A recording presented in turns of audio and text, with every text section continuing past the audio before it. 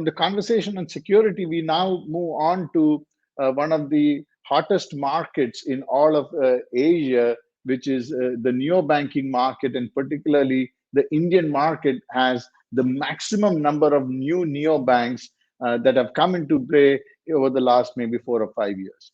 They have had a profound impact on customer experience. They have had a profound impact in helping opening up banking to a huge cross section of population in the country, both for SMEs as well as for consumers. And to lead that conversation, I want to bring back actually Varnika Goel, and she's going to be joined by two outstanding leaders. I'll leave it to Varnika to introduce them because she has worked with them and she's engaged with them for such a long time. So over to you, Varnika, for the next session.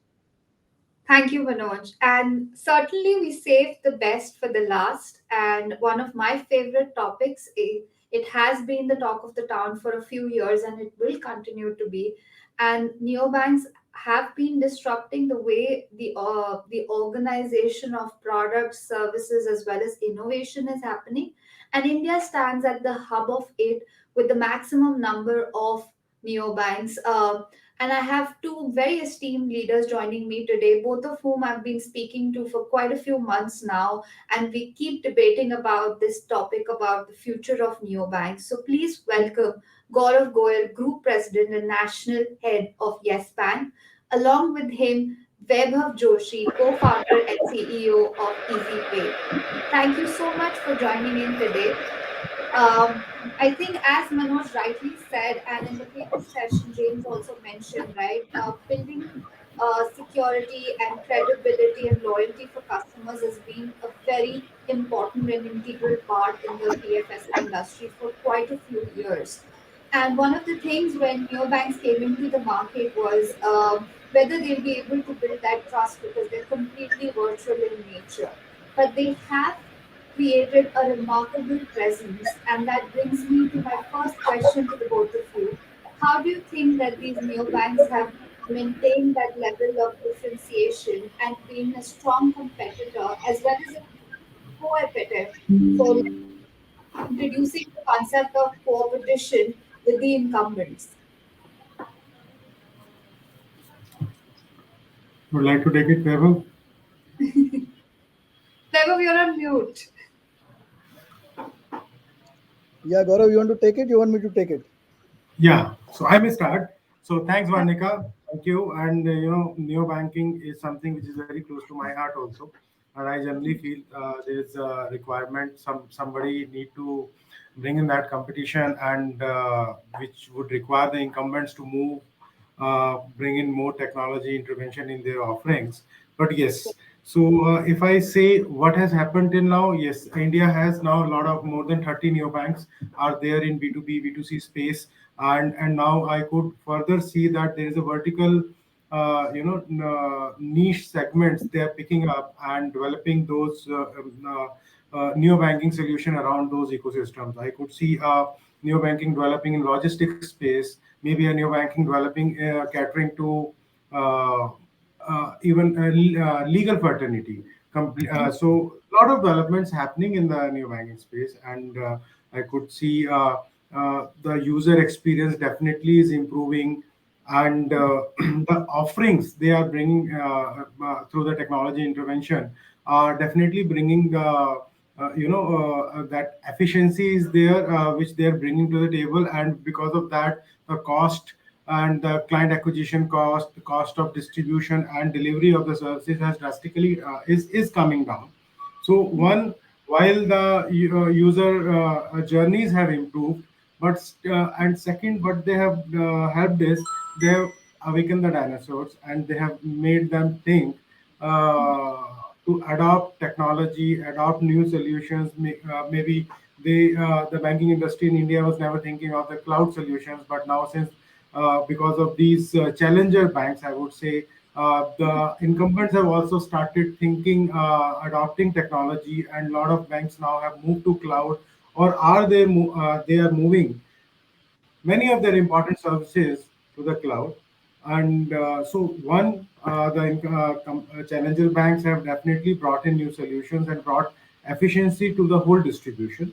Second, they have also moved the whole banking fraternity, banking industry, and Right. like incumbents. They have started thinking, and a lot of incumbents are now, trying to catch up with these challenger banks.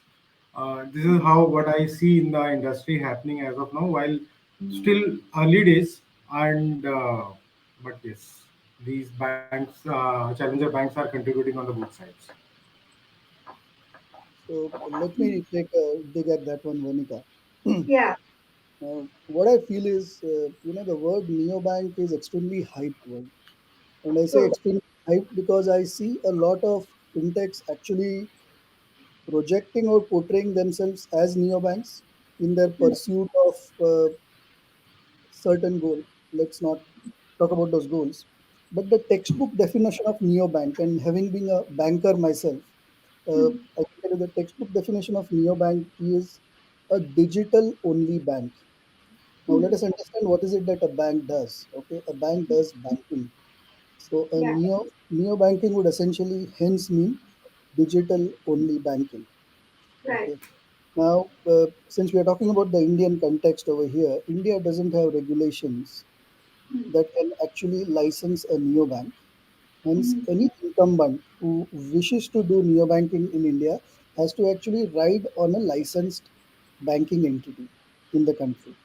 So that is how the neobanking scenario is placed in India. Now, Mm-hmm. yes, there are a lot of fintechs who are now becoming neobanks and launching the products in that manner, whether they are consumer centric products or whether they are MSME centric products. And the end to end journey of opening an account, servicing that account, Mm-hmm. and like Gaurav said, the acquisitions part, the distribution part, and the Mm-hmm. tech part. When you combine these two things, that's how a neobank gets created. On Right. the consumer side, India has four prominent neobanks. We talk about Jupiter, we talk about NeoX, we talk about Epify, and we talk about FreeOSave. These are the four prominent consumer neobanks in the country. They offer savings account which you can digitally open in under 2 minutes or 2.5 minutes. On the MSME side, there are a couple of entities which are coming up, including us. We have our launch in November. But if you Yeah. look at anything upwards of SME, a SME or a corporate or a government, it is very, very difficult for a neobank to actually come out with a digital only solution in this space because the regulations today do not allow that kind of an account to be opened only digitally. There is Right. always a physical leg involved, and thereby it defeats the textbook definition of neobanking. Now, Yeah. having said that context, and I would ask the viewers to pardon me because there is a certain amount of old school still in me while I'm running a fintech or trying to create a fintech. That old school always comes out before the new age entrepreneur comes out. So, but having said the context, Varnika, I feel that neobanks are the entities who are paving the way forward for two words: agility and nimble-footedness. Right. What the traditional banks lacked in the country was agility and nimble footedness when it came to execution and when it came to technology. Stemming from the fact that they are regulatory heavily governed institutions and so on, but these neobanks came into the market. They brought in a very very simple process. They brought in a very very simple UI. You know, they understood the psyche of the consumer. They understood his problem statement. They created a life journey for that digitally, and then partnered with a bank at the back end, and then launched a product. Now, Yeah. if you look at one of the best neobanks that was launched by a bank in India, we can talk about Kotak 811.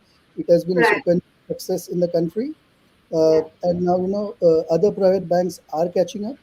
While a lot of the private banks are trying to partner with fintechs in the pursuit of launching a neobank, I feel Right. that the differentiator and the growth, and that was the question you had, would Yes. always be dependent on how relevant a neobank is catering to the requirement of the consumer in the simplest of the manner. Yeah. Okay. Now, maybe another 30 seconds on this and then I'll pass it on again to you. So let's talk about, use case driven solutions. And Gaurav will remember this because when I was with Yes Bank, we used to be colleagues. We used to go on customer calls together. I used to harp on this fact that use case driven solution is going to be the need of the future. I'm talking about 5 years back when we used to go on these calls, and that's what the neobanks are doing today. Yeah. If you talk about somebody who is serving a small merchant, then Mhm. somebody is actually digitizing that merchant's ledger. Somebody is Right. digitizing his payables and receivables. Somebody is providing him a loan, and then there Yeah. is a inherent bank account, which Mhm. is a current account at the back end, which actually helps achieve all these purposes. Okay, Right. now there are fintechs who came in riding on the payment rails. UPI has been a success, Yeah. and a few of them are now trying to pivot into neobanking because they understand at the end of the day, if you want the customer to Mhm. become your customer forever, then you need to have a long lasting relationship, which can only come via either lending or Mhm. via banking, either via the bank account or via lending. Payments is a transactional thing. This is a more longer thing. So I think from a growth and differentiation point of view, neobanks will have to continue the pursuit of servicing the customer in the Mhm. simplest of the manner and to the point. So Right. yeah, that's my 2 cents, Varnika. So I So I think yeah, please go ahead, Gaurav. Sorry, Varnika. I just add to what Vaibhav has mentioned. Only one single point, which I feel is another important contribution from, say, neobanks, or I would say neobanks, essentially the fintech wrappers on the traditional banking offerings. But Right. they have enlarged the pie. They have taken banking to beyond the top layer. See, they have brought lot of anti new to bank, new to Mhm. credit cards, which has practically enlarged the pie also of the whole banking and a financial service sector in this country. So this is another Right. major contribution. Maybe you see whatever credit cards we issued in last 20 years or 10 years, now the Mhm. BNPL has brought in the huge number of consumer base, which could be further leveraged and brought into mainstream. So that's another important contribution I see the neobanks or the challenger banks have done to the whole financial ecosystem. This is my take. I totally agree, and these are fabulous points. Now, what that brings, like you said, you and Vaibhav have been former colleagues, and that's a very interesting dynamic. And now you both are sitting at different facets, right? One comes from an incumbent bank standpoint, and the other comes in fintech standpoint and a neo bank standpoint. So, how do you think, Gaurav, that the view changes when it comes to a bank partnering with a neo bank? So, what kind of prerequisites or standard table stakes or checklists that a bank conducts, in terms of going ahead and becoming the licensed partner for a neobank. And similarly, how it is difficult for Weber, or in terms of easy, for a neobank to actually go ahead and present a viable use case to the incumbent bank. So, are there any sandbox environments also created before a viable partnership can be established? So if I take it as a incumbent, we have to pick up the partnerships. So it's last couple of years. Initially, incumbents were not taking, I would say, the fintech so seriously, and they were just providing their pipes so that fintechs Right. were doing the distribution or whatever business they were doing. But in last couple of months, or say last 18 months, it is becoming a serious business. Now the incumbents are also realizing that it's not just their fintechs have become a prominent player in the complete ecosystem, and they are looking at collaborations and partnerships to grow and leverage each other's strength. Now, see, the fintechs have the strength on the technology, and when I say technology, it's about the technology intervention in reducing the cost of client acquisition, maybe the distribution, origination, and the distribution, delivery of the services. They have brought that tech intervention in that, and somewhere a lot of friction has been taken out of the system. So ultimately, even the incumbents feel that the partnerships are a win-win situation, wherein the distribution part, which was taking a lot of cost, involving a lot of cost, has come down. So one thing, every incumbent want to do a partnership. Now there is a coming to your question that how the partnerships are picked. You have a limited number of partners for a particular product or solution. See a B2B or a B2C neobank. You can't be working with 10 or 20 of them. You have to pick up one or two partners and then you have to scale it up. So now it depends on your incumbent's DNA, the target time they are looking at. If their target audience is millennials, then they have to pick a partnership which is more focused towards that. So, Yeah. similarly, if you are looking for a particular strata of a target audience, so that's the one important criteria when we look at partnerships. Now, there is a saying around that you catch them young. So then incumbents would like to partner with a neobank catering to the teenagers, to the students through the PPIs or then a digital saving account. So yes, while partnerships are everybody is looking, incumbents are seriously looking at that. Picking the partners depending on the DNA of the incumbent as well, and how well the synergies could be developed. That's another area. And obviously, the partnerships also depend on the volume or the value which could be brought on the table from the partner side. There could be a number of relationships or the new to bank clients. That's another area. So you're right. There are certain sandbox environments created to first test these partnerships. But having said that, it's more about the incumbents' DNA than what type of target audience they are looking at, what type of value they are looking at. For example, maybe a small payment bank would be looking at a target audience, blue collar employees, and Hmm. could be a solution around a digital wallet and a PPI, and then a small personal loans or maybe a two-wheeler loan. But maybe another a bank, a mid-size or a large bank, may not be targeting that audience. Their target audience would be of a different level. So depending on the target audience and the type of value we are looking from the relationship, those couple of factors decide on the collaborations and the partnerships. Interesting. Yeah. So, Varnika, I feel that partnerships are actually viewed based on two important factors. Yeah. So, what is it that a particular fintech, stroke neobank, is bringing on the table when Hmm. it looks at partnering with a bank? Yeah. Okay, and is it bringing its distribution power, which essentially would mean a certain base of customers that it would already have onboarded for Yeah. some other product, or is it some particular technology innovation that the bank Hmm. lacks, that the bank would go ahead subsequently use in its own processes, and thereby reducing its process times and creating a digital journey or a digital product altogether. Hmm. So this is what my experience has been.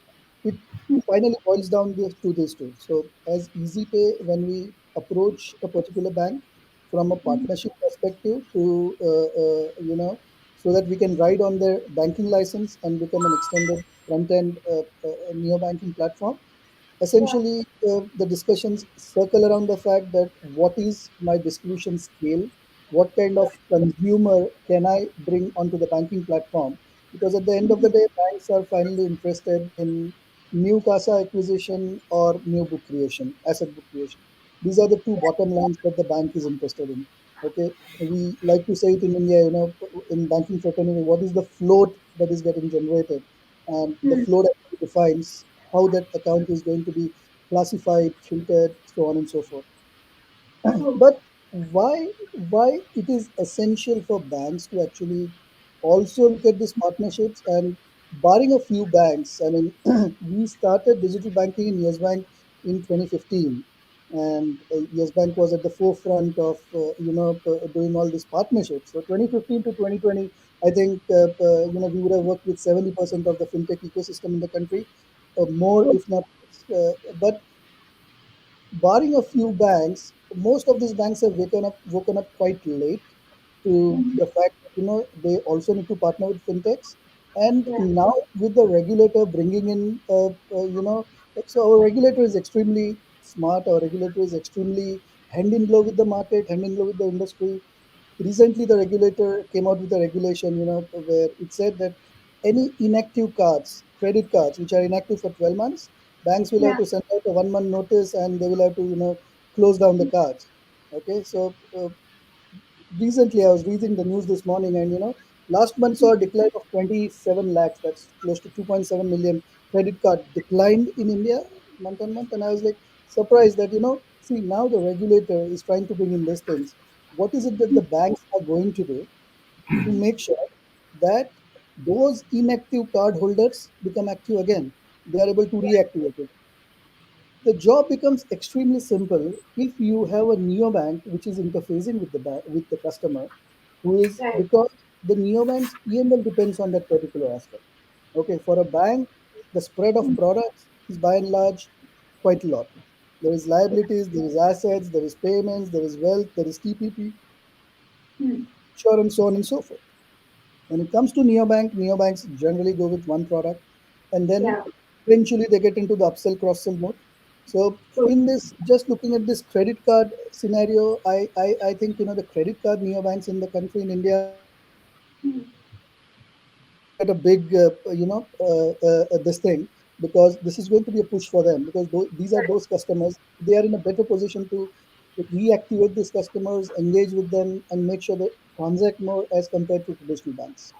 So it's a win-win Agree. situation, but I think banks also need to wake up to the fact that fintechs are required either from agility in the distribution, or innovations on the tech side, and then the partnership has to be mutual. And Right. if it is able correctly, then I think it's a win-win for both. So that's an interesting point that you bring in. So, in India, it is fairly laid out by the regulator the relationship between the incumbent and the neobank or fintech per se. And however, if you expand our purview into the other APAC markets, we've seen Australia coming back out with their own digital banking license framework. We have Singapore, Malaysia, Indonesia as well, and Hong Kong as well. But the efficacy and the sustainability of these neobanks have not been very fruitful. A lot of Australian neobanks have now either shut down or consolidated with large banks.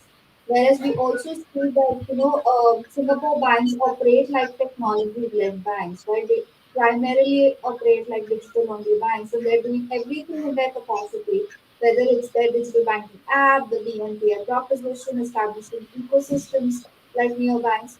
So there's not necessarily a huge need in those markets to actually come up and bring about new innovation when it comes to neobanks servicing a particular product in a service category. So that brings me to the question that what kind of growth strategies do neobanks look at, and also from the fact that as Gaurav mentioned, that even incumbents have started stepping up into their shoes and trying to become more like digital only propositions. And we have already seen like the examples of 811 and SBI, in India, but we're also seeing it globally as well. So, what do you think that neobanks to survive and sustain in the market would be a growth strategy in the next 8 to 10 years? So, Varnika, let's look at it this way. Okay, if we are talking about neobank survival perspective, then Mhm.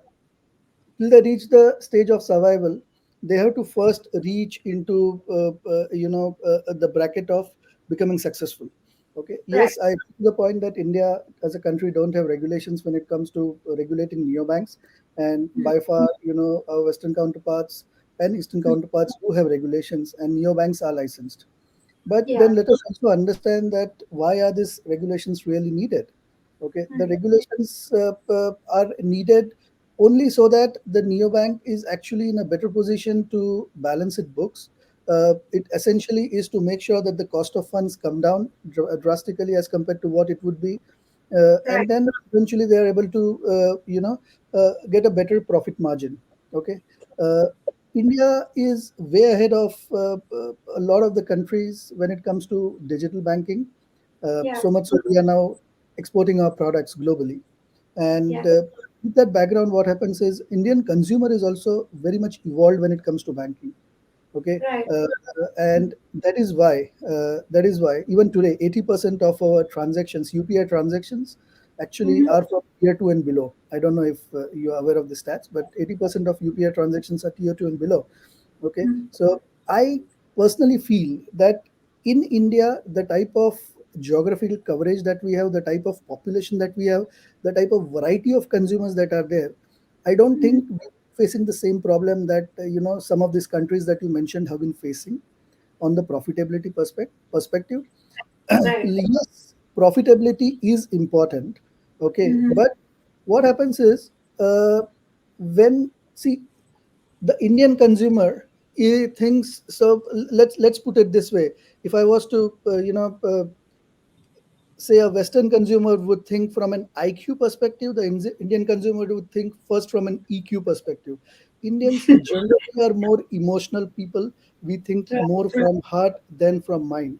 So in Mm-hmm. India, in banking fraternity, well, it's globally, that word is there, but in India, in financial services, trust is extremely important. Now, the question for neobanks is how do they establish this trust? Now, if Right. you are able to establish that trust, then I Mm-hmm. don't foresee any challenges when it comes to sustainability. Okay. Right. Let me give you a case in point. Let me give you an example of what EasyPay is doing in this space, and maybe it will serve as the right example. Okay. Mm-hmm. So we service close to, we service MSMEs. There are 70 million MSMEs in the country. 95% are, they don't have very thin credit data. Right. Essentially, no CIBIL, they are new to credit, their CIBIL scores would be -1. So they Right. don't need lending. Okay. So what we do is we have a smart credit AI through which we actually give them lending. Okay. Through banking and NBFC partners at the back end, and we also open a bank account for them. It's a it's a Mm-hmm. very integrated relationship that we build. Now we are close Right. to 4 million downloads. Okay, 2.5 million registered retailers, and interestingly, Mm-hmm. these retailers, through the primary survey that we did with them, they are very clear that they are so happy working with us that they don't want to now approach a bank directly, because to go Yeah. to the bank doesn't have banks don't have mobile banking apps or internet banking for that particular category of current account, what we call as corporate net banking. And that is Right. where a bank like EasyPay comes into picture. And Mm-hmm. the SME just opens our app. They can manage their current account through the app. They can Mm-hmm. avail a loan. They can avail a loan even if they don't have bureau data, because there is a lot of alternate data points that are picked up with his consent, and basis that we create a credit profiling, financial profiling, and so on. So at the end of the day, now compare this with an offering that a traditional bank would bring in for the MSME. Okay, the Mm-hmm. MSME would take 3 to 4 days to actually open a current account with the bank.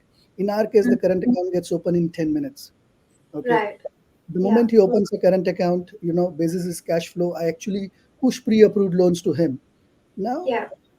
that is a segment that is underserved. Now you try and tell me, Varnika, is this the Mm-hmm. customer who is actually going to leave me and go to some bank?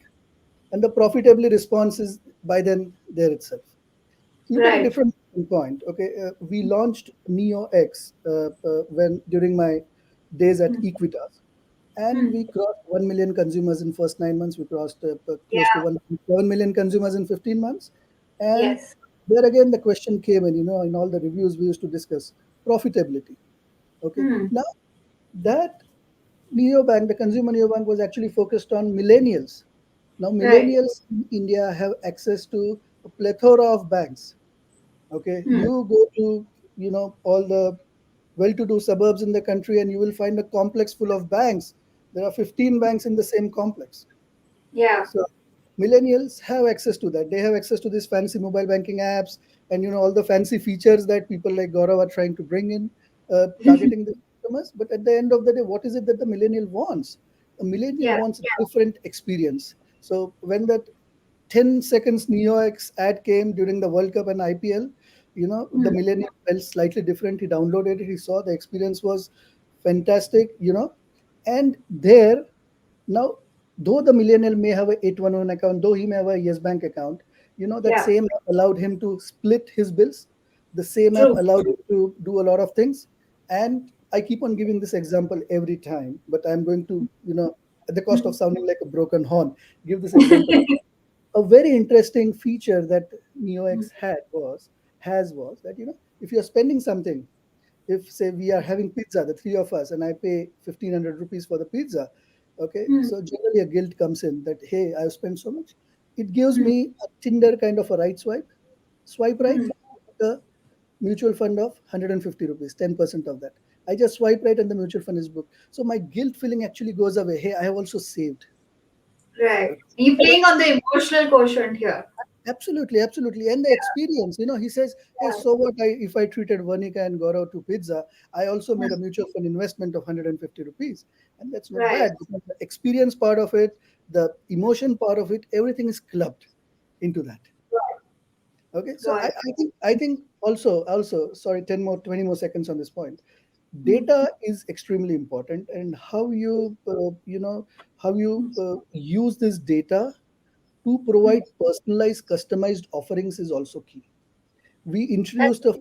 49 rupees sachet insurance, a Mm-hmm. 49 rupee premium sachet insurance as a part Mm-hmm. of our strategy, and consumers picked up. In fact, they called up saying that guys, we give us a wider coverage. We are ready to pay even 199.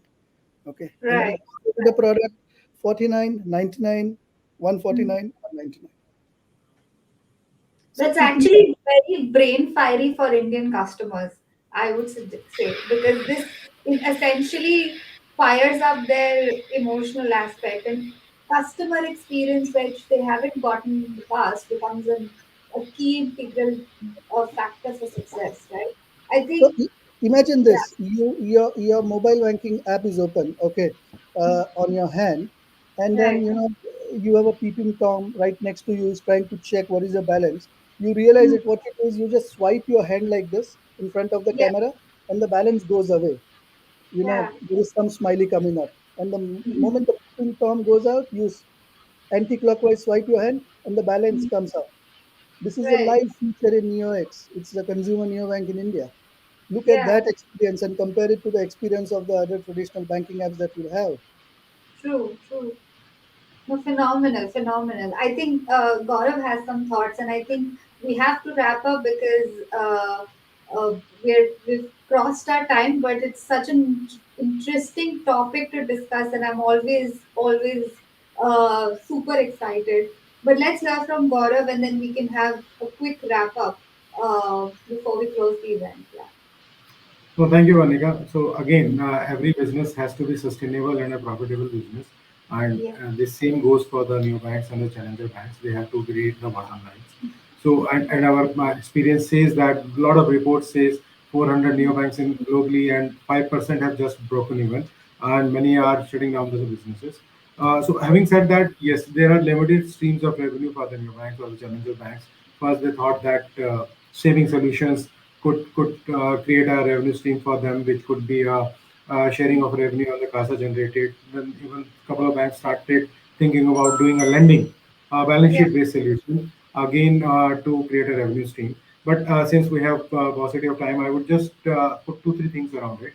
See, Right. generally balance sheet based solutions like lending and all, their ROE is around 4 to 5%. While the new banks are good in distribution, origination, delivery, and distribution of the services, and those are those services have a ROE of around 18 to 20%. So Right. what we would say to be sustainable and to be profitable, they continue to sticking to their strength, which is the distribution, origination, and distribution.